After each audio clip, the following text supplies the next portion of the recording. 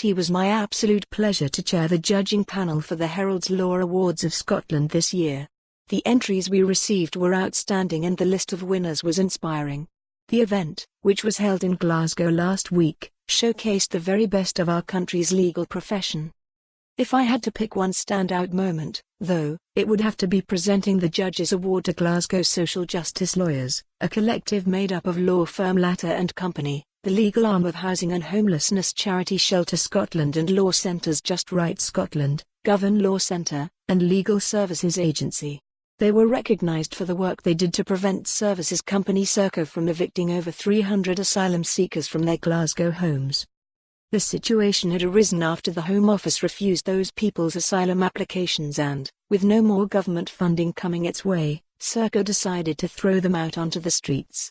Glasgow social justice lawyers pooled their expertise and, while Govan Law Centre took action to try to prove the company's methods were wrong, secured scores of court orders that earned those vulnerable people a temporary reprieve. Unsurprisingly, they received a standing ovation at the event.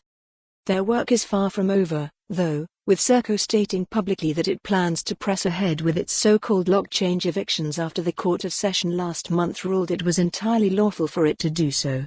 Serco is not a public body, you see, so the Human Rights Act, which prevents government bodies from evicting people in such a way, don't apply.